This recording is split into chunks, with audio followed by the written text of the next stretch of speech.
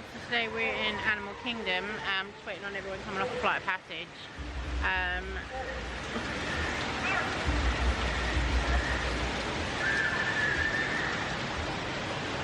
yeah.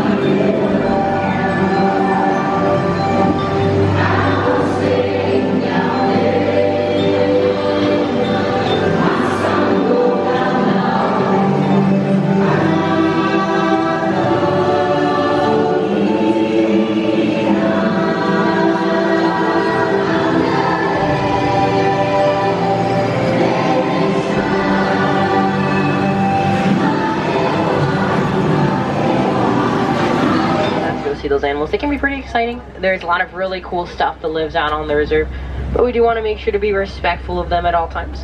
That means no calling out to them, yelling, whistling, making animal noises, anything like that. We tend to get those really great views of these animals when they feel safe and respected around us, so we'll all do our part towards it. Now we are starting off here today in the Little 𝓚𝓲𝓶𝓫𝓮𝓵 forest. And the animals in 𝓚𝓲𝓶, they are typically a little bit shyer. They like to use that dense foliage we'll be driving past to hide out in. That's their main form of defense against predators. Just kind of disguise themselves out here. But it does look like there is several of them kind of out and visible right now, so we should get some really great views here. Down there, right there, she'll come into view. There she is. She's walking out past that bush, that brown animal with those striped legs. That's a no copy. Oh, there's actually also a yellowback duiker down by where that big tree stump is. He's walking behind it and kind of between that bamboo wall. So it might come in and out of view, but it's kind of that little gray animal that was walking back there with that yellow stripe on its back. That was that yellowback duiker. The duikers are super shy. You really don't get to see them too often out here, which is pretty cool when we do. And then there's also down the left here some greater koodoos and some bongos. So the greater kudu, the big tan ones here, this one really close to us just past the bushes. And then the bongos, that more rust colored one a little further up. It's got those really pretty horns there. Now something you might have noticed as we drove past those animals, there was a lot of stripes. Either on its legs, like the okapi, that one stripe on the duiker's back if you managed to see it, or kind of along its back and torso like the bongo and the kudu. Serves the same purpose on all of those animals. They kind of mimic what the sunlight looks like as it filters through the trees and the bamboo out here. That way those animals can blend right in, stay kind of a little bit safer and a little more hidden away from any predators that might be lurking around the forest somewhere. And they're kind of napping right up here against this big rock wall there. You can see one of those black rhinos taking a little nap. A black rhino like that is about 3,000 pounds large or so, which is really, really big. Though they are actually the smallest subspecies of rhino on the African continent, so they can get even bigger than that one there. We'll keep our fingers crossed we see some of those bigger rhinos a little further on our safari, though it is always great to get a chance to see the black rhinos out here. There is less than 5,000 of them left in the entire world because of that poaching they face, so it's just nice to see them while they're still around. Like most rhinos, they are unfortunately often poached for their horns. Some people think those rhino horns have some sort of value to them, medicinal or otherwise, when they are just made up of keratin, the exact same material as our hair and our fingernails, so they're basically worthless. Really just an extra sad reason to know those animals are in so much danger out in the wild. And we did get really lucky out there in 𝓚𝓲𝓶 getting to see some of those shyer animals, so hopefully our luck will continue as we head on over to the 𝓚𝓲𝓶 River. The animals in 𝓚𝓲𝓶, they like to hang out in the water, around the water. It tends to be a little cooler for them there, but it does look like they're enjoying some of that cooler morning that we've just been having. And we're getting really lucky because out of the water there, kind of that big sandy patch, that pinkish blob is a hippo. There's one in the water as well, you can see its head peeking out, and then a couple more hippos peeking out the water on the left. Always really cool to get to see the hippos out of the water like this. It is kind of a rarer sight. They will be underwater most of the day and really only need to come out to breathe every 5 to 8 minutes or so. So we're lucky to even get to see their heads peeking out of the water like this, let alone their whole body. And really cool, again, not just because it's rare, but also just because it makes it easier to appreciate how big they are. Hanging out underwater can kind of distort their size, but hippos like that will be anywhere between 3,000 and 5,000 pounds large when fully grown. Some of the largest mammals around. It's because of that size, hippos are pretty dangerous. They're really territorial, so they'll use that whole body and strength of theirs to fight back if someone gets too close. Another pretty dangerous animal as we cross this bridge here. You can see them kind of lounging on the shores there. It's, several Nile crocodiles. Seems like most of them are kind of enjoying a little bit of sunbathing right now, but you might still notice some of them laying really, really still in the waters. That is the main way crocodiles will hunt. They will lay out there for hours at a time. So they look a little more like driftwood, sunken logs, anything like that. Then their prey will wander on past, not even realize there's a crocodile there until there's not too much they can do about it. They are ambush predators in that way, those crocs. They exert as little energy as possible during that hunt. And they have really slow metabolisms as well. So they can actually go months at a time without eating and be perfectly fine, those crocodiles. So they can be really patient in that process. And we are going to be driving through the savannah now. That is where we will hopefully get to see some of those really famous safari animals we're looking forward to. Pretty wide open space out on the savannah, so I'm sure you can already start seeing those animals as we come on down this hill. If you do see something and I don't mention it right away, it very likely just means we're going to pull up closer to it as we keep driving. So of course, feel free to enjoy any and all of those views as soon as you spot them. But again, don't worry too much about it, mention something immediately. Just means we're going to get closer to it.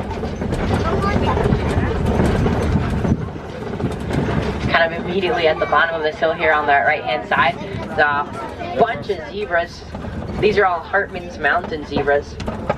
You might notice kind of along their neck and their throat area, sort of a loose flap of skin that dangles there. That is called a dewlap.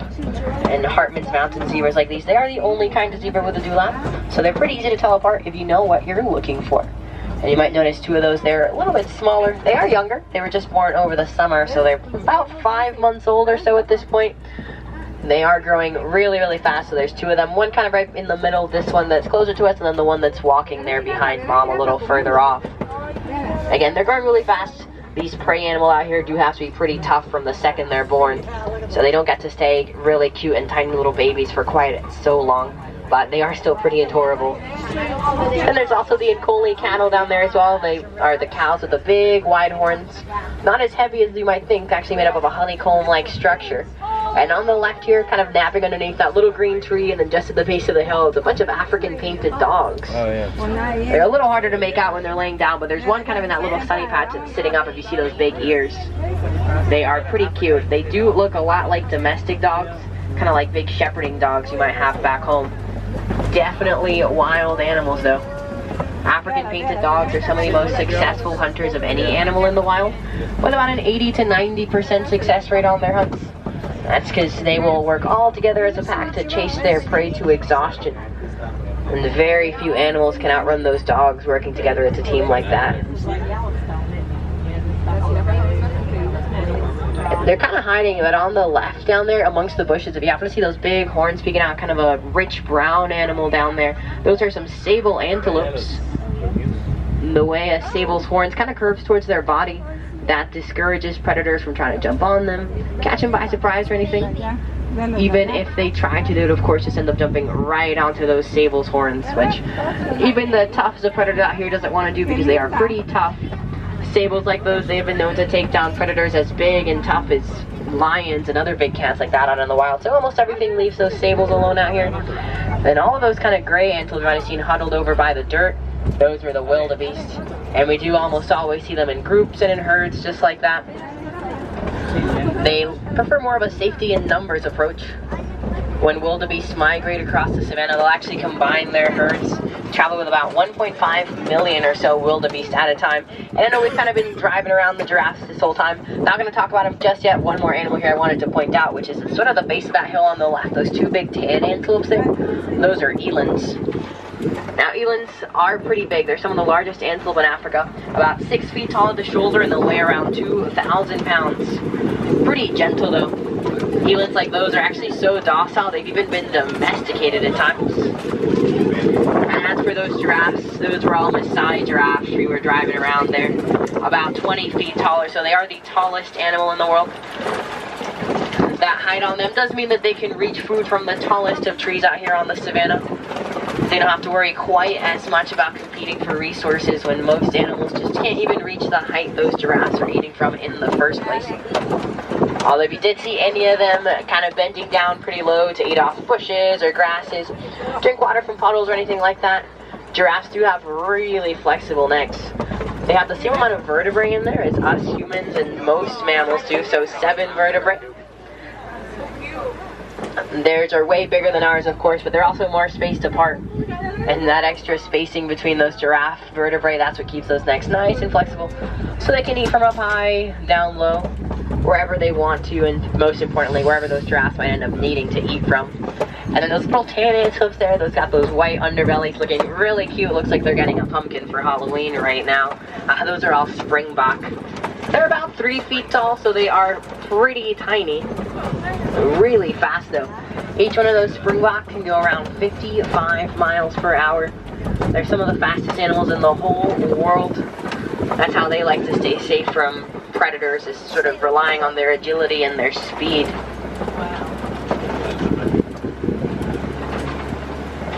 A couple more wildebeest down there as well, kind of just past these bushes. You can see them peeking out. Looks like another herd of them just kind of enjoying the sun right now.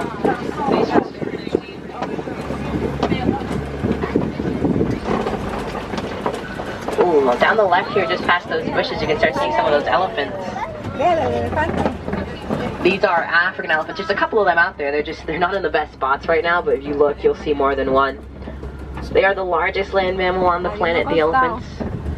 The males of these species can get to be around 13,000 pounds large. This does seem to be the females hanging out right now, so they are smaller than that, though of course no less impressive. We actually saw that one there. She was kind of flapping her ears a little bit. As it gets a little bit warmer today, or any of those warmer days this week, you'll probably see more of that ear flapping with the elephants. It's one of the ways they cool off. They can lower their body temperature down about 15 degrees Fahrenheit just with that flapping motion. Kind of like a really big fan for them. And then of course, it looks like they're all hanging out right on that island. A couple of them in the water. Those are the greater flamingos. They're actually the lightest pink of all flamingos. So they have more of that light dusting of rose on them. Though just like all flamingos, they are hatched a pretty grayish color. They look kind of like gray little cotton balls when they're first hatched. Their pink is a result of their diets. So that brine shrimp they eat, it has a beta-carotene in it, a chemical that when they eat a whole lot of it will tinge and dye their skin and feathers, that really famous pink of theirs. The reason they are that lighter shade is because of their size. And they are also the biggest kind of flamingo. So by the time that chemical makes it through their whole body, it'll just sort of dilute it a little bit and they end up that lighter shade that we just saw there.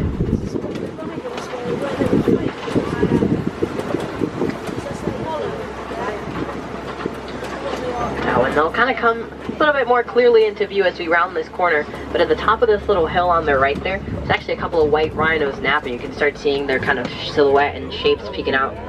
There's going to be a little opening in the bushes on the right there. You'll be able to see those rhinos.